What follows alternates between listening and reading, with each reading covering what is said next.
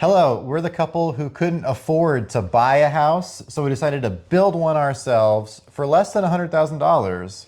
This is our podcast where we break down everything that we did along the way, and including all the mistakes that we might have made, so that way you don't have to. In this episode, what will we be talking about?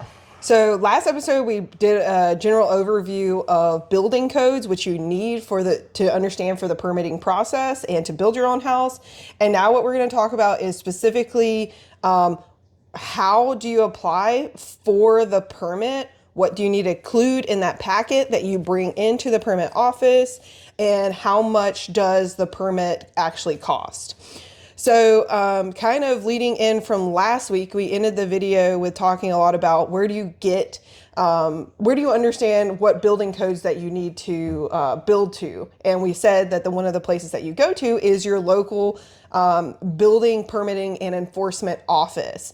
And so that is where you're going to do this application process as well. So you start there, figure out which building codes you need to build to, create your drawings to those building codes, and then now you're going to actually submit for your permit. So when you do all of this, again, it's going to be your local county permitting office. It's going to be called something different than ours. But it's really important for you to understand where you are geographically, whether you're in the county limits or whether you're in city limits. You also really do need to know, I know it sounds kind of basic, right? But you need to know which county you live in. Yeah.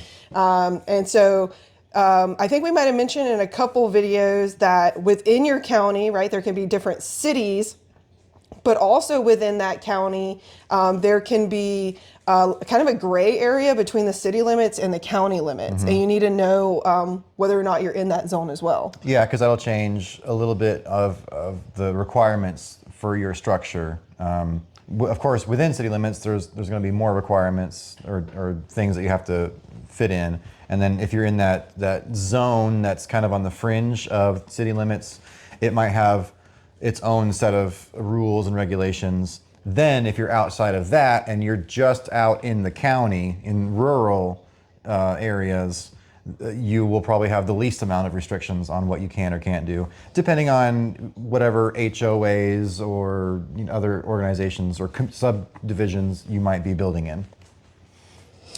Right. So making sure you know where you're at and where you're building is going to be important. And again, those questions can be answered either by doing an online GIS search of your property with its PIN number or parcel number, or just going to talk to the people at the permitting office. And you can read your county or your deed for when you bought the property. It'll have all the information of what areas or what zoning is overseeing that property. So yes, all those things are really important to get you started. So you've gone to your permitting office and they're going to say you need a lot of different information before you can actually get approved to start building. For us, we had about 6 different categories of stuff that we had to assemble together to get that permit. So again, we feel pretty lucky for building our first house in this county because this county started with giving us a worksheet. And on that worksheet, it identified all of the different categories of items and information that we needed to collect, including everything that we're going to list now. So drawings, easement permissions for both sewer and water lines, making sure that you have a lien agent check for the property and whether you can build on it.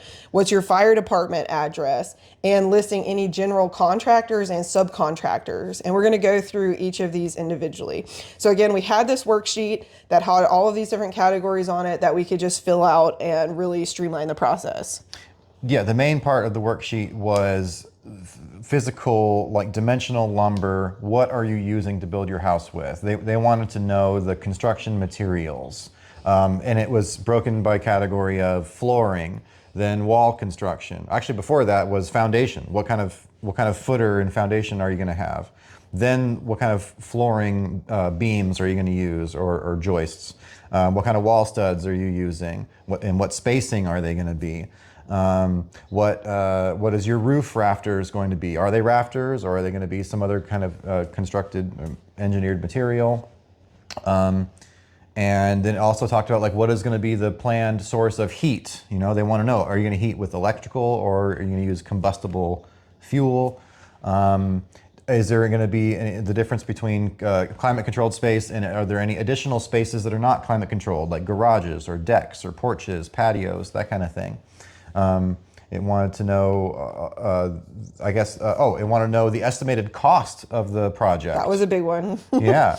And they revised what we put for our estimated cost. Yeah, we originally said that we were going to build the house for $80,000, and they laughed at us when we turned that paperwork in, and they just scratched it out and they put 160. They doubled it. 160. And then we left it at 160, and of course we came in closer to our original estimate than theirs. Absolutely, yeah. But that was a funny thing. And so, in addition to the overall cost, they also want to know the estimated cost on just the electrical part, which I don't know, interesting. That for some reason they want to keep data of that. That may not. Again, your county may not have a worksheet at all. Who knows? But like Destiny said, that we're lucky that we had at least some reference material to get us started, because that was super helpful in us just kind of helping kind of organize our own thoughts and ideas of how we wanted to do the project. So then in addition to that worksheet that has all the dimensional lumber and building materials listed, and estimated costs listed, then attached with that is all of the other things that Destiny was talking about. Yeah, so you're adding to this packet. So you have this, it seems like it's hoops to jump through, and it's sort of in a way you are jumping through hoops, but if you're willing to jump through the hoops, then you're willing to put in the effort to actually build the house correctly. But those hoops are there to help you in the long term, right? Because we use all of that information to build our house, right? So we have this worksheet. We're talking about like general building things that we're going to have. And then the next piece that they asked for are drawings. So again, thinking again about that plan form design that we talked about a couple of videos ago,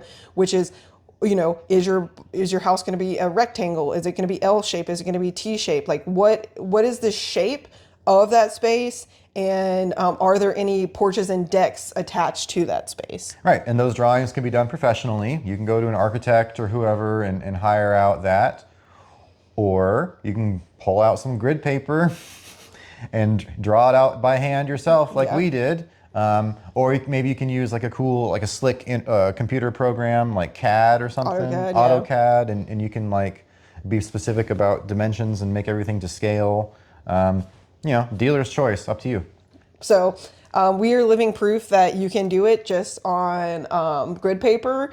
And, you know, within that drawing, again, you're thinking about just the general plan form, but they also want to know those things like how many bedrooms and bathrooms are going to be in the space. Yeah, I mean, really, it's just like a concept. What is your concept of how the house is going to look? And then, you know, that gives everyone a frame of reference. And then they go into that worksheet and they look at all of the your dimensional lumber and the spacing and the load bearing capacity and all that, and cross verify and stuff, and make sure that everything is going to work. You got to have a solid plan if you want to have a solid house.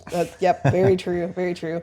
And one thing that we did is in our county, which is probably similar for most counties, is you can look at other people who have an active permit and see what their drawings look like. We did some R&D, some research on that. After looking at some of other people's drawings, we were like, okay, ours is pretty good, because we actually, like, some people would just take that piece of notebook paper and just draw like a house. And like we actually use a ruler and we try to make things to scale. And so there's a vast amount of variation in what drawings they will accept. So please do just look at your local building permitting and enforcement office's permit portal so you can see the information of what other people have done.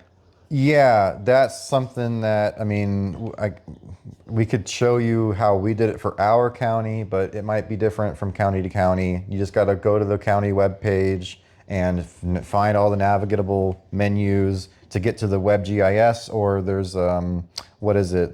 You can just search for all of the open permits that are out. It's public information. They're public records. And maybe if you're not good with computers, just you can walk into the county office, walk into the records department, and ask to view some stuff, and they should be able to help you look at some of the files, and then you can kind of see what other people have out there.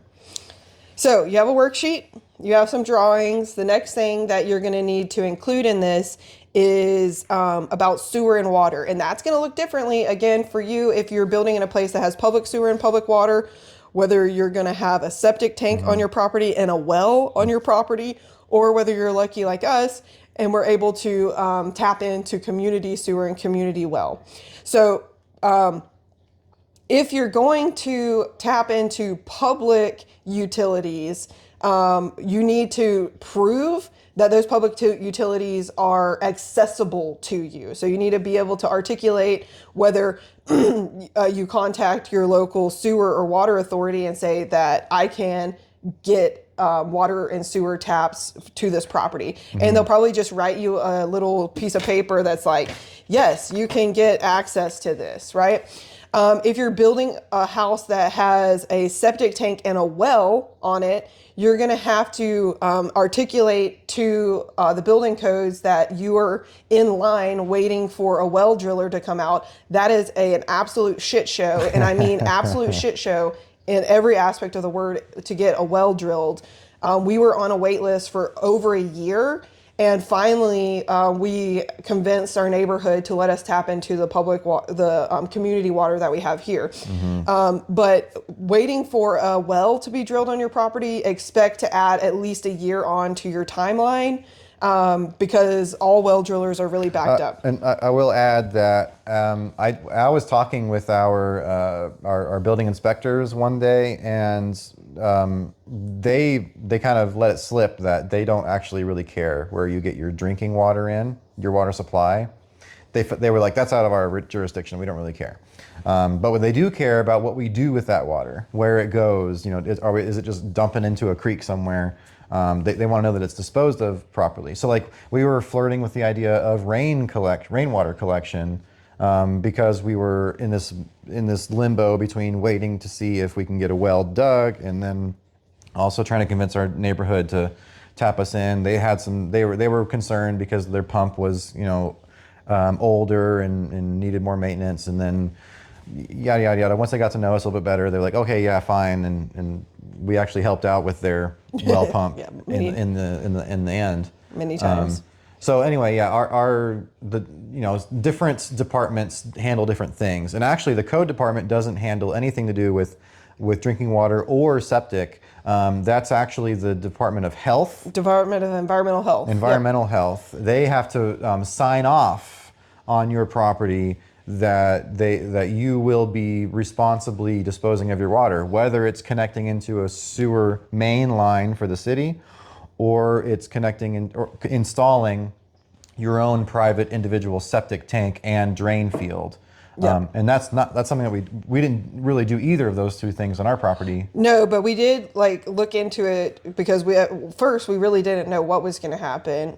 We didn't know if the community was going to let us attach into the community sewer or the community water, even though part of our deed for the property said that we had access to it. Yeah, we could have fought harder, but eventually it worked out. Came around. Yeah. So, you're going to have to, for this part, you're going to have to talk, depending on your situation, right? You're going to have to talk to a lot of different people.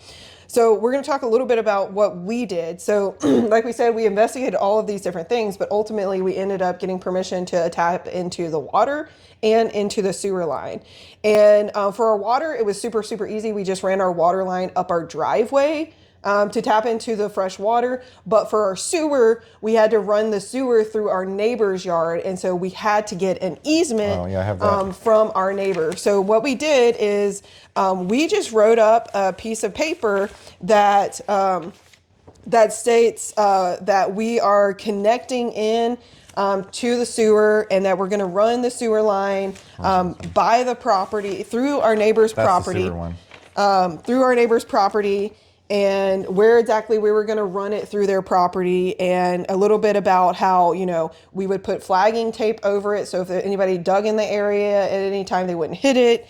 And then we took this, we got it signed from ourselves. We got it signed by our neighbor to approve it. And then we got it signed by the the regulatory body, which is just called the Cashiers Valley Sewer Association. So we had to get all of them to sign that. And I did hire a professional surveyor to come out and locate where the sewer line was, just to make sure that the plan, before we did any digging, that the plan was gonna work. Yeah. So these easements, we got them retrospectively. So we didn't actually submit these with our permit. We just submitted a statement that said we were allowed based on our deed to tap into water and sewer. Later, we were like, oh, maybe we should make this. We should make this like a legal document so that if we ever do sell our home, then whoever buys this house then has the right to access those pipes that are running through our neighbor's yard if anything happens, right? It's just good to have everything on record. Yeah. And so we did that retrospectively, both for the sewer line and our tap into the main water line, so that the city would actually let us move in, because the city, because we just made a statement at the beginning, the county would not let us move in without statements that said our poop is going somewhere and we're getting fresh water. So that would also set you up for success, is getting these easement agreements beforehand, because there is a possibility that you don't have really awesome neighbors like we do, that aren't just going to let you dig up their yard. They let us dig up their yard. We had their yard like destroyed for a week, and they were super, super awesome. Yeah. And you know, not everybody has that rapport with their neighbors, which again goes back to like week 2 or episode 2. Scoping out the neighborhood. Scope out the property. Get to know your neighbors, because knowing your neighbors is really good. Yeah. So again, easement permissions for sewer and water, just make sure that you can actually access the things that you need for the house, because it would really suck to build a house like this and not be able to flush a toilet. I think in most cases, getting access to the sewer and water lines are probably going to be pretty straightforward. Our property, the way it was situated in this subdivision, it was vacant. It was left vacant after they developed all of the other lots, and it was vacant for a reason. I think steep. It was like the leftover piece of land that was really hard to build on, and nobody wanted to mess with, until we came in like 20 or 30 years later, and then had to come up with a plan to figure out how to make it work. Yep. So again, you have a worksheet talking about general structure and what materials you're going to use. You have your drawings of your house, your plan form, also how many bedrooms and bathrooms you're going to have. And then you have these permissions to make sure that you can get water and sewer connections. So another thing that's really important when you're thinking about permitting and, you know, buying this piece of property and actually putting a structure on it, is doing what they call a lien agent check. So a lien agent is just an agent that helps to make sure that there are no hidden liens against your property. If there's a hidden lien against your property and you go to build on it and you didn't do one of these checks, it's kind of like insurance. Somebody can actually then claim your property and either take money from you or try to take the property with whatever work you've done on that property. Because a lien is like debt or something. Like if somebody can't pay something back or whatever, or goes to court, or probates, and if you owe property or anything of value to somebody else, I guess like banks, if you foreclose on whatever, banks can put a lien out on some of your property. So getting a lien agent is a way of you doing your due diligence and making sure that there are no outstanding claims on that piece of land. That way, when you build it, you know that you're the only person that owns it, and nobody else can get any money out of you for it. Correct. And in North Carolina, the rule is if a project is less than $30,000, it doesn't matter. Nobody could put a lien against it. But if you do improvements above $30,000, then if there's somebody that has a lien either against the property or against you, can then put a claim against that, right? So it's just protection for you. And I think that was it's a requirement for building and improving real property in the state of North Carolina. I think they just updated that to 30,000 this past year. I think it was 20,000 before that. Yeah, so super important. A quick search says that you can expect to pay between $25 and $30 for this check. But again, it's gonna CYA cover your ass. Yeah. I feel like we probably paid $50 for whatever service I don't actually remember. Yeah. It wasn't anything really crazy, but again, it's just another document to have on file with your permit. That way, there's legal documentation that you're doing everything the right way. Yep. Okay, so again, a worksheet, you have your drawings, you have these easement permissions or whatever that's going to look like for your property, and you've done your lien agent check and you're protecting yourself. So the next thing that you're going to need when you start to build on that piece of property is a fire department address. Yeah, I don't remember exactly what I did. I feel like there was an online portal that you go into that the county provided, like a link to, and you just fill out the information about like where, like I think they wanted your parcel. Your parcel is like number? an ID or a PIN ID. You enter that in, and then the local fire department will give you your new address. Woohoo! We got an address number and street name and stuff. It was funny because that was the literal first like thing that we were starting to construct the driveway, and then the like first structure we put on the piece of property was a mailbox. And that was kind of cool. So the whole time that we were living on this piece of property with a camper without an actual house, We were getting we were mail. getting mail here, which was super convenient because we were Yeah. buying lots of things like wet hot taps to tap into Oh, the water yeah. lines. Right. And, our mail carrier was super fascinated by what we were doing. He's like, "Oh man, I got a piece of property somewhere. I'm waiting to do this too." So he Yes. was always wanting to hear updates from us and happy to cruise on by and see what we were doing. yeah, and maybe he's watching. So hi, Derek. Yeah. So fire department address, you're going to need that because if you're building and you catch all the insulation in your house on fire, they're going to need to know where to come. So Yeah, it's emergency. it's an emergency thing. And you do get to keep that address once you move into your house. It is the address for the house at that Yep. point. Okay, so the very last thing in this section of what do you need in that application is a list of who is the general contractor and what subcontractors are you going to use. Yep.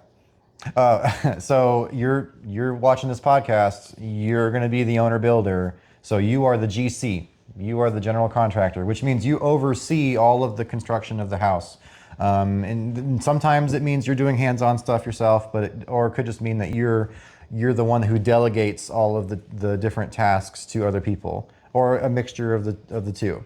And originally, so with our county, they let the property owner become the de facto general contractor, but you have to prove certain competencies in order to operate as the subcontractors yourself too. So like if you want to do the electrical for the project, you need to pass this competency test at the county office. Then they'll permit you to be able to do your own electrical and operate as your electrical subcontractor. Same with plumbing, and same with mechanical. So before I got into all of that, we decided that we were just going to contact some folks and have them on record as being our certified electrician, our certified plumber, etc.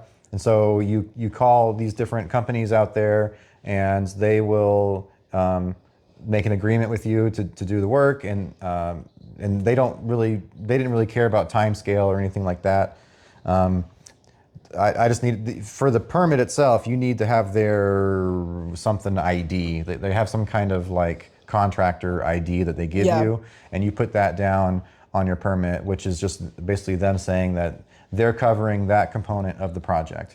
Then later, if you want to make changes with your subcontractors for any reason, it could be like you just didn't like them and you want to use a different subcontractor. Or if you want to replace them and do the work yourself, then you can update that permit later, which is what we did. One key thing to think about is power, because you're going to need the power on your property when you start this project. It would help, yeah. You cannot, even if you pass the competency test, you cannot act as your subcontractor to install your temporary power pole. So no matter what, you have to have an electrical contractor at first, because that person is going to install your temporary power pole, and then they're going to attach to the power. I feel like we just didn't pass the test at that point, and so we had to hire somebody to do it for us. Okay, now I think Nope. Nope. I'm not going to have a video with you telling me I'm wrong. right. We'll need to edit that out because I think we could have done the temporary power pole. I didn't pass the electrical test at that point. We just needed to get I it done remember you being like, we can't do this. without passing the test. I think is what it was. I think that you're wrong. Okay. I don't remember. Now the video is ruined. Well, it's just a quick edit. I don't know where we were at. Oh, we're talking about you want to have power at the job site when you get started. So what we did was we hired an electrician. We got a subcontractor for electrical, and we had them install our temporary power pole for us as we were starting the project.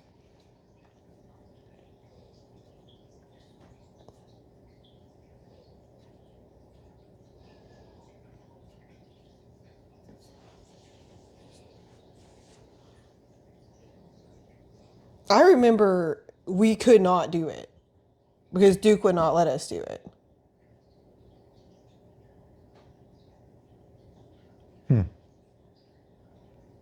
Because I think we would have made you take the test to save the $1,500. 2000.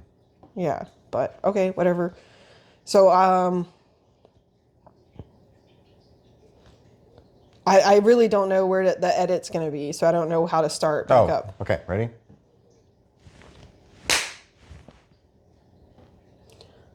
I mean, I don't know what I was saying. Oh, so I can do it.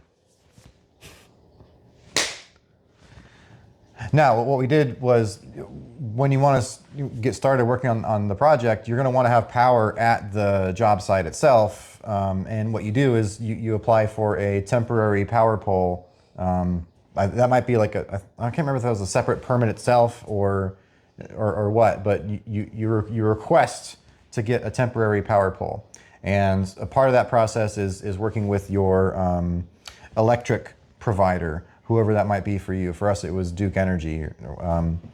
So they have like this builder portal that we make an account on, and then you request service, and then we had an electrician on our subcontractor list because we hadn't passed the competency tests yet. So we had our electrical subcontractor make our power pole for us, and then put in the inspection.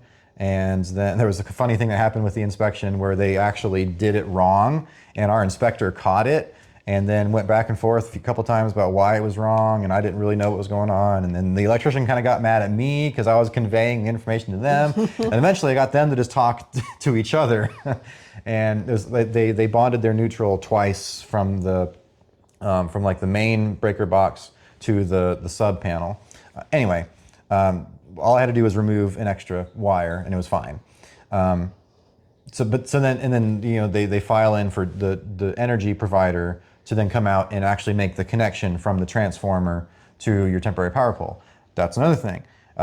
If you're way out in a rural area somewhere building in a homestead, your power company, you're going to have to like work with them to get a power line To you. ran out there. I think we've known some people who like live way out in the middle of nowhere, and the energy company will provide a line X number of feet, I Yep. think, and then anything after that, You you'll have to like pay. pay them to do it for you. Yeah. So there are some hidden fees in this process. But another thing our county did well, which other counties probably do well, which is creating a list of subcontractors that you can pick and choose from. So that did help us overall. They have like a running list of people that do this work in the community. Yeah, they had a list. They had a full list for engineers, a full list for electricians, full list for plumbers, full list for mechanical HVAC folks. Hello, welcome back. We're the couple who couldn't afford to buy a house, so we decided to build one ourselves for less than $100,000. And this whole series is talking about tips and tricks and mistakes that we've made along the way, so that way you don't have to. In this next section, what are we talking about? We're going to be talking more about the physical permitting process, and specifically we're going to walk you through what our county provided us, which is this required building inspection procedures. So essentially what we're going to talk about is what does the permit help with, and what you can expect from your county permitting office to help you through the process. Yeah, the permit wasn't cheap. Yes. So how much did it cost? That's our first question here is, again, we talked a little bit about hidden costs in our section 1 of this video. But now we're going to talk about how much does the actual application cost for a residential build. I have our actual approved permit here, and we spent $500. $500 US. So Back again, in 2022. not a free process to build your own house, right?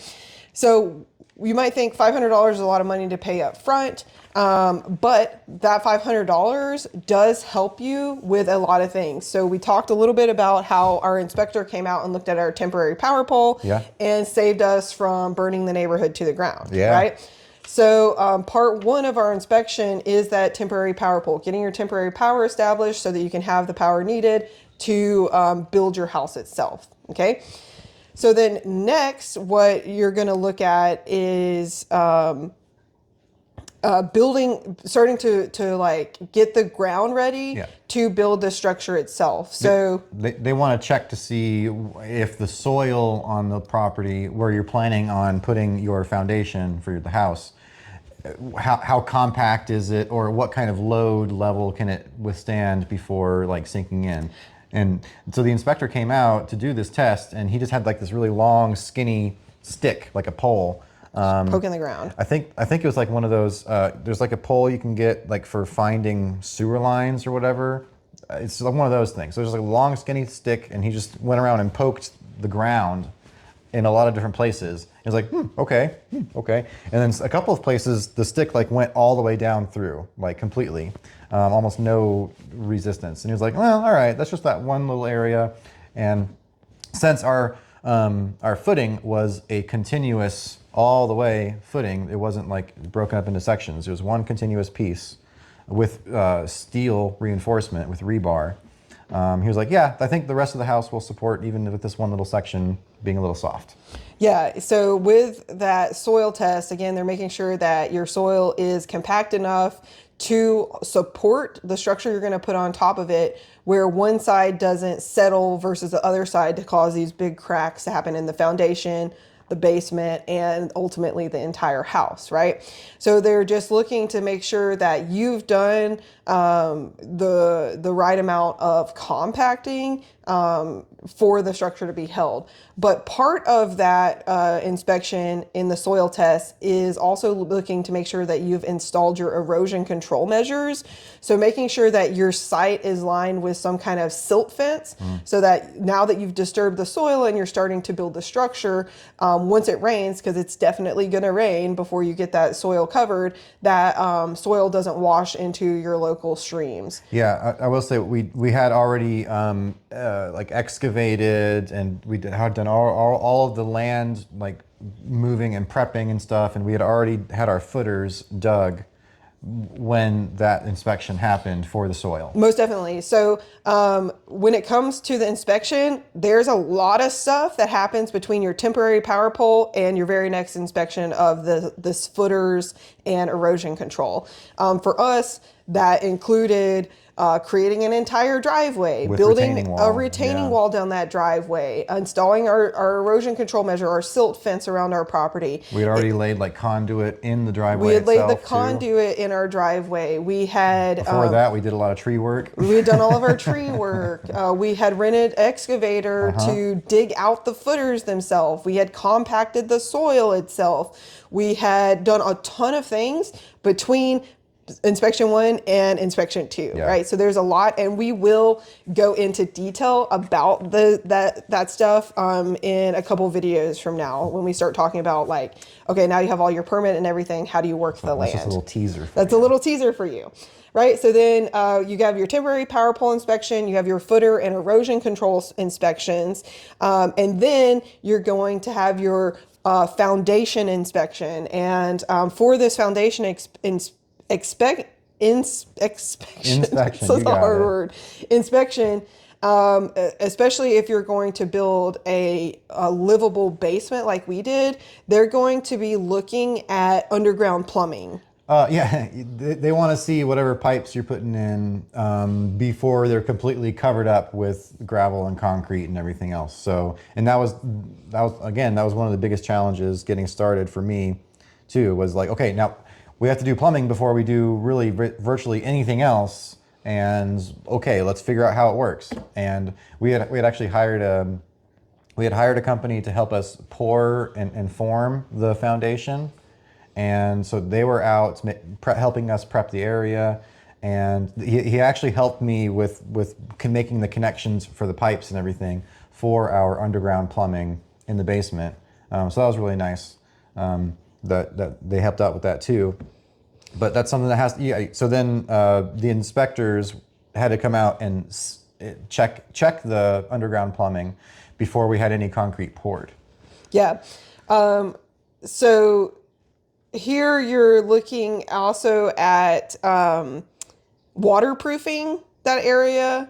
So we have this foundation underground plumbing that's happening. We have that foundation set up. And then the next inspection they're going to come and look at is making sure that your foundation itself drains properly and has proper waterproofing within it. Yeah. Yep. Oh, so, I mean, yeah. So we got some material that it's kind of like a mortar mix, and you brush it on the block, the masonry blocks or the breeze blocks, whatever you call them. And we just did that around the entire perimeter. And we made sure that we covered enough area that was going to be below grade, and then maybe a little bit more up beyond that. And the inspector came and checked it all out. And was like, yeah, that looks great. He was here for like maybe 30 seconds or a minute, and Yeah. on to the next one. Yep. So you have your temporary power pole, your footers, your foundation, then the drains and the waterproofing of all of that structure. And then next we're going to move into our framing. So next you're going to start having like your floor joists and your walls up.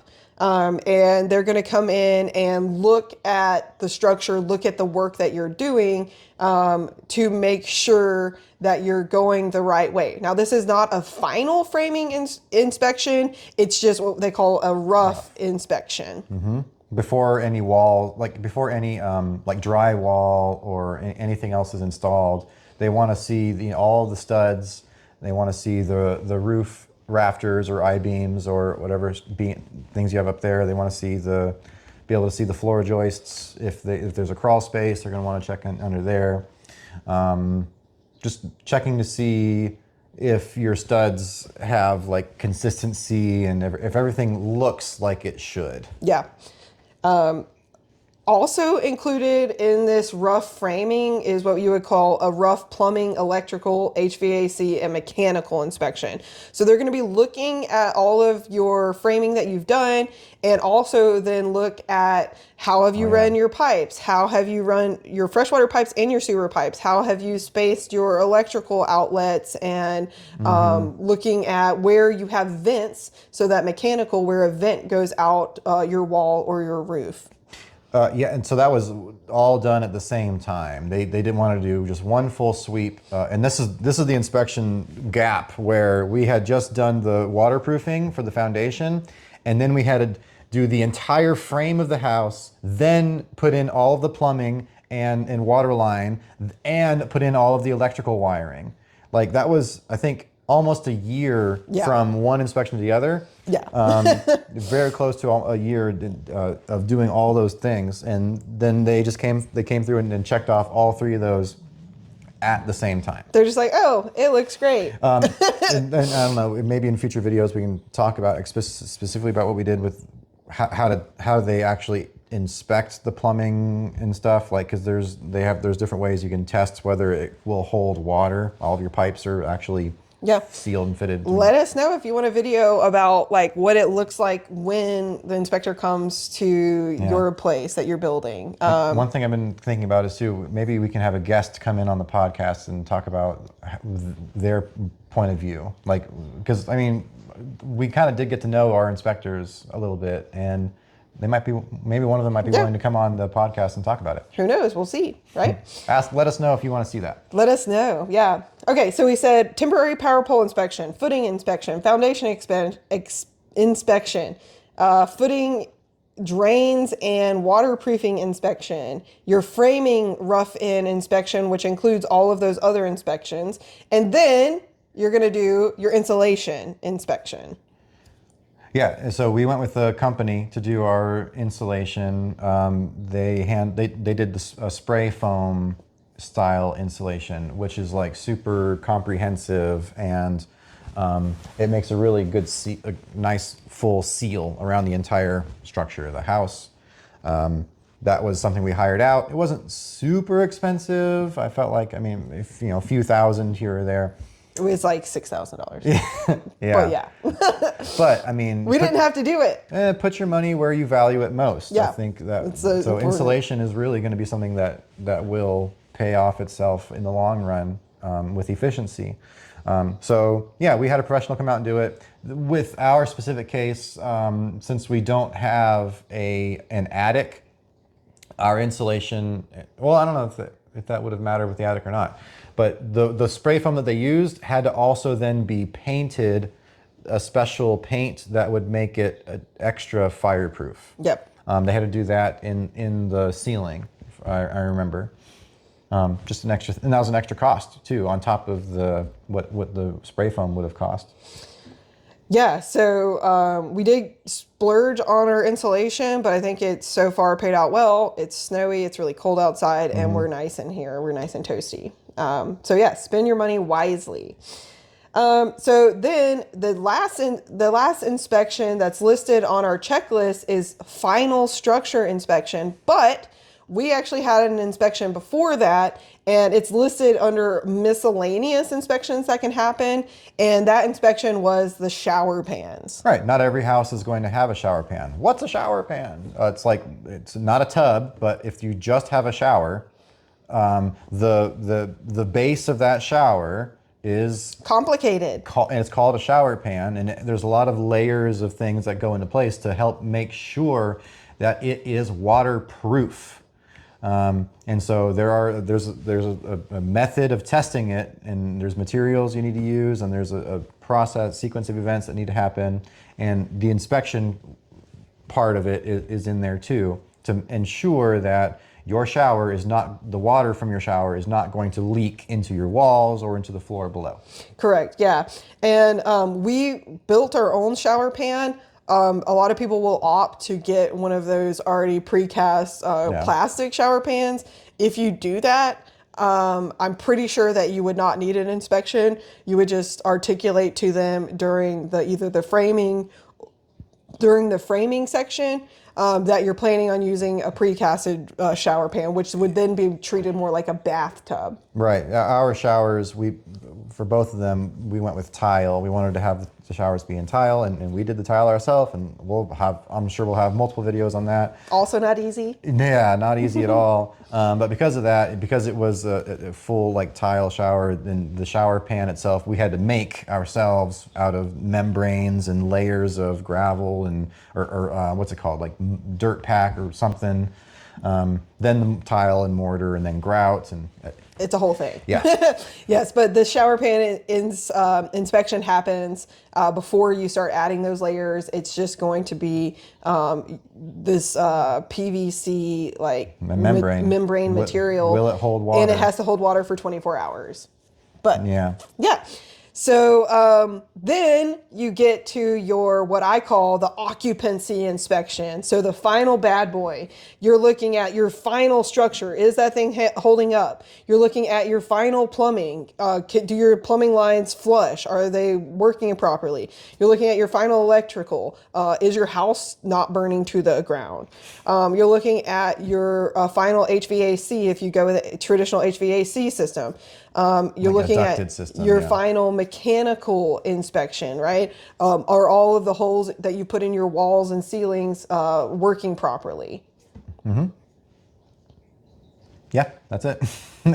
And that was a moment of euphoria when that happened, because we were able to pass that final occupancy section the first time. Yes, And first time. It was amazing. And the reason that we were able to pass it the first time is, one, we're both like very, very detail oriented, but two, we did all these other inspections, right? Like you Right. have to do those inspections, and those inspections again feel like kind of like you're jumping through hoops, but they're there to help you. They're checkpoints. Yeah. Once you pass a checkpoint, you know at least up to that point you're good, and then you just make it to the next checkpoint. Yep. So, there is a lot that goes into your permit, and that $500 actually is really, really worth it to make sure that you have a house that is structurally sound. It is waterproof. It has electricity that's not going to burn your house to the ground, right? It really does give you that peace of mind that your house is set up for success. Yeah, and I mean the amount of time the inspector came out a bunch of times, maybe 8 to 10 times. I haven't completely counted it up yet. And each time they were here maybe 5 minutes, maybe 10 minutes, maybe 60 seconds. But then there's all the paperwork that is done in the back end at their office too, to update county records with our progress and everything. Yep. So again, it's a pretty robust process, but it is a necessary process to make sure that, again, that you are building something that's not going to kill you or anybody that comes over and visits your house. Yeah, because we could end up selling the house the next year or a couple of years, and then somebody can come in here and move in, and then if something wasn't done right, and then something falls on them, or something falls apart, or the house catches on fire because an electrical wire was not done right or something. That's not good. Yeah, you want to be able to know that if you're buying if you're buying someone else's house that they built or whatever, that it's going to be safe to live in. Yes, and when it comes to if you ever build a house and you do want to sell it, in our county, you have to live in that house for a year before you can sell it to somebody else if you built it yourself. Right. I think that's just a way to if prevent you from if the house is going to make money. if the house is going to make it a year, it's probably going to make it until some kind of huge natural disaster destroys it, right? Yeah. So yeah, again, lots of information in this video all about the permitting process. Please do let us know if you have a specific question about any of these sections that we've talked about, or if you want to know anything about any of our little Easter eggs that we've given you throughout this video. I'm still deciding on what's going to be in the next video, but I think we're probably going to talk about tools, right? So we've talked about all of the information you need to get started. Now, what tools do you need in order to make this process as easy as possible? I like tools. We have lots of tools. All right, we'll see you next week.